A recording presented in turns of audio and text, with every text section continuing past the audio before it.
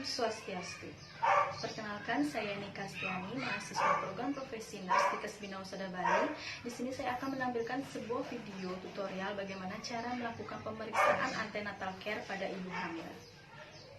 Pun alat-alat yang diperlukan pada pemeriksaan antenatal, yang pertama pada pemeriksaan fisik diperlukan yaitu ada sphygmomanometer atau alat tensi, kemudian ada senter, kemudian ada stetoskop, ada termometer, masker, dan garpu tala.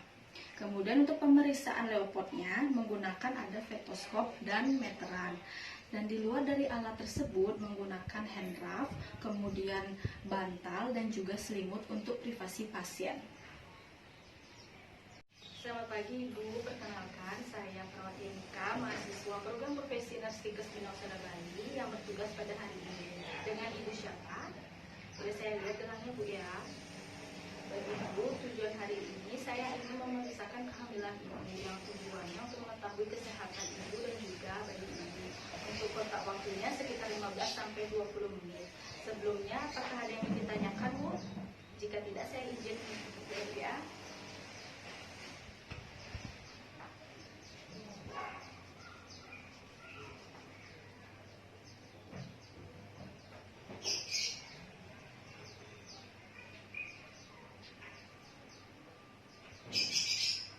Yaitu melakukan pemeriksaan vital sign yang terdiri dari pengukuran tinggi badan, berat badan, dan juga tekanan darah, kemudian nadi, respirasi, dan suhu.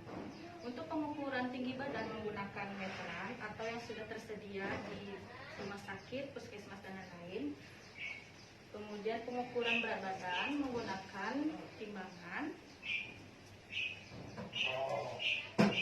Dan selain itu akan dilakukan pemeriksaan tekanan darah.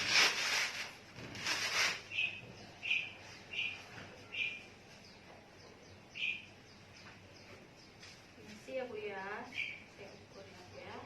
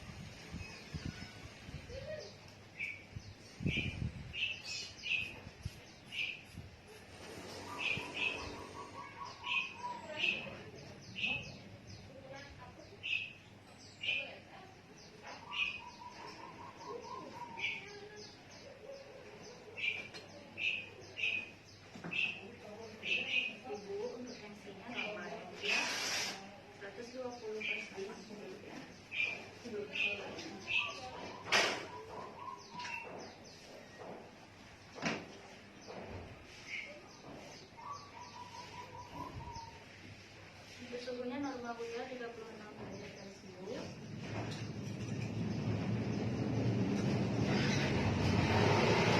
Melakukan pengukuran nadi dan juga respirasi. Baik, untuk pemeriksaan selanjutnya yaitu pemeriksaan fisik head to toe.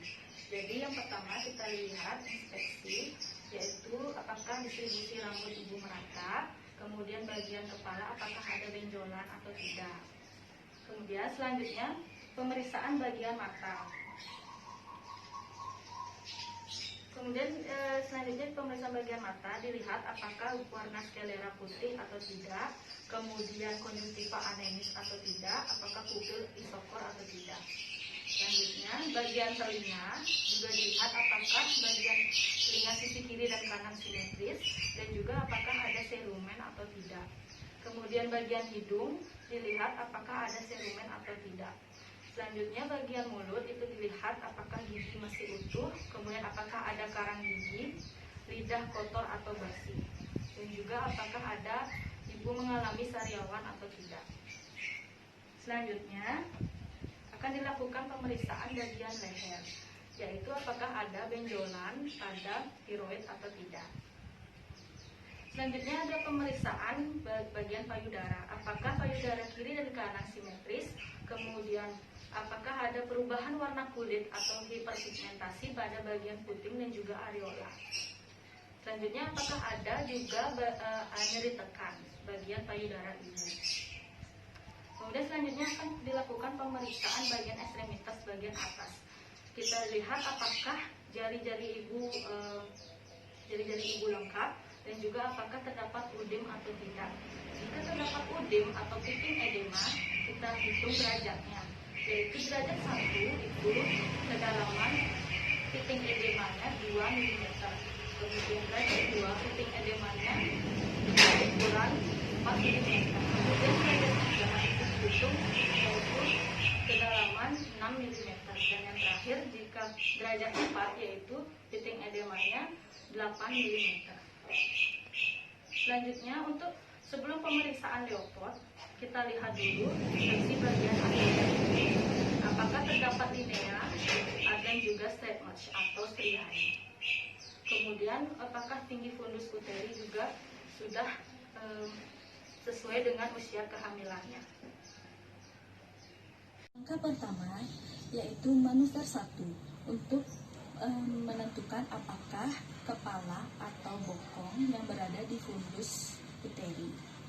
Dengan cara yang pertama, anjurkan klien untuk menekukkan kaki, kemudian perawat menghadap ke kepala klien. Selanjutnya melakukan palpasi seperti ini sampai ke fundus uteri.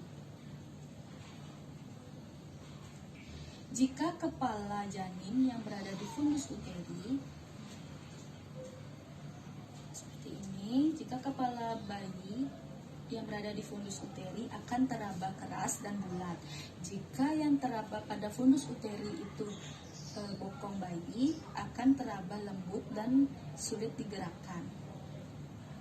Kemudian langkah selanjutnya adalah mengukur tinggi fundus uteri.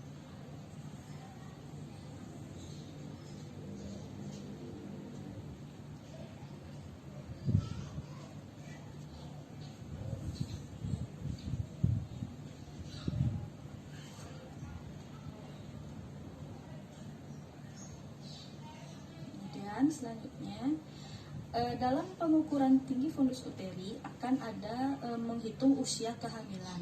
Nah, dalam usia kehamilan ini dari hasil tinggi fundus uteri yang didapatkan, jika hitungannya dalam hitungan bulan, itu hasil dari TFU atau tinggi fundus uteri dalam sentimeter akan dikalikan 2 dibagi 7.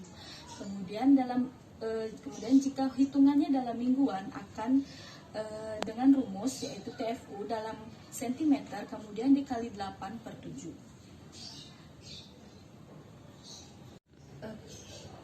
Kemudian langkah selanjutnya ada manuver 2 dengan cara menganjurkan pasien untuk tetap menekukkan kaki, kemudian kita tetap menghadap ke kepala pasien.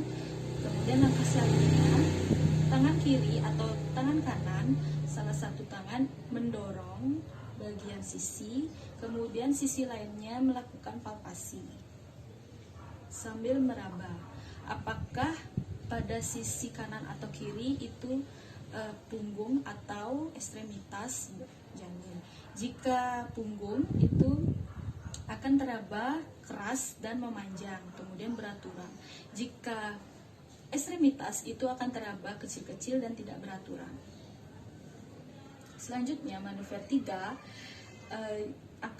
manuver 3 itu untuk mengetahui apakah kepala janin yang berada di inlet pelvis sudah dapat digerakkan dan untuk mengetahui seberapa jauh peregangannya. Dengan cara tangan sisi kiri menekan fundus uteri, kemudian kita tetap menghadap ke pasien. Selanjutnya 3 ujung jari menekan tepatnya pada bagian atas simfisis. Kemudian anjurkan pasien untuk menarik nafas. Setelah pasien menghembuskan nafas, kemudian kita gerakkan sedikit.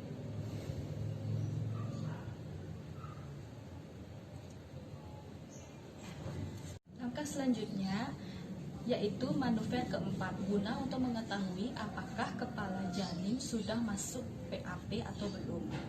Dengan cara kita menghadap ke kaki pasien, kemudian lakukan palpasi sampai ke simfisis. Setelah itu, jika tangan kita saling bertemu, yang artinya kepala janin belum masuk PAP atau sering disebut juga konvergen. Sebaliknya, jika tangan kita belum bertemu, artinya kepala janin sudah masuk PAP, yang artinya juga sering disebut juga divergen. Setelah itu, kita melakukan pengukuran detak jantung janin dengan cara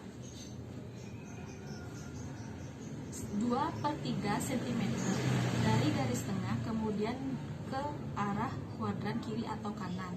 Sebelum melakukan detak jantung janin, pastikan punggung janin berada di sebelah kiri atau kanan. Misalkan di sebelah kanan pasien, yaitu dengan menarik garis tengah, kemudian 2-3 cm. Letakkan stetoskop seperti ini, kemudian hitung detak jantung janin, yaitu 5 detik pertama, kemudian 5 detik ketiga, dan 5 detik kelima. Setelah itu dikalikan 4, kemudian kita dapatkan hasil detak jantung janin. Nah, detak jantung janin normal yaitu 120-160 kali per menit. Baik, selanjutnya setelah pemeriksaan Leukoz akan dilakukan pada pemeriksaan vagina. Pemeriksaan vagina tidak diwajibkan untuk diperiksa, namun jika pasien memiliki keluhan tertentu, kemudian indikasi tertentu seperti keputihan, baru dilakukan untuk pemeriksaan vagina. Selanjutnya akan dilakukan pemeriksaan pada bagian ekstremitas bawah. Misi ya Ibu ya. Bisa duduk Bu. Nih.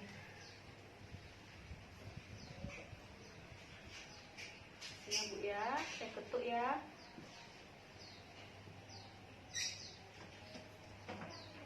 Jadi bisa tidur kembali. Baik, untuk pemeriksaan ekstremitas juga sama dengan ekstremitas atas, yaitu dilihat apakah ada udem atau tidak. Jika ada udem, kita lihat piting edemanya, yaitu dengan mengukur derajatnya. Yang pertama untuk derajat 1 itu dengan kedalaman 2 mm, kemudian derajat 2 dengan kedalaman 4 mm, derajat 3 dengan kedalaman 6 mm, dan juga yang terakhir derajat 4 yaitu 8 mm.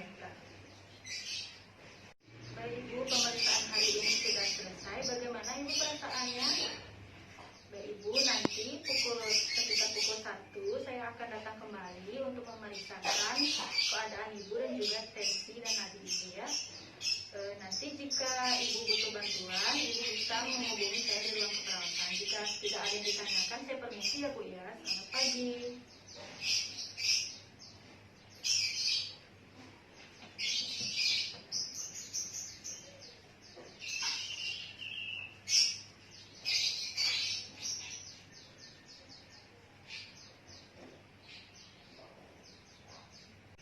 Demikian video dari saya, semoga bermanfaat. Saya ucapkan terima kasih. Om Santi Santi Santi Om.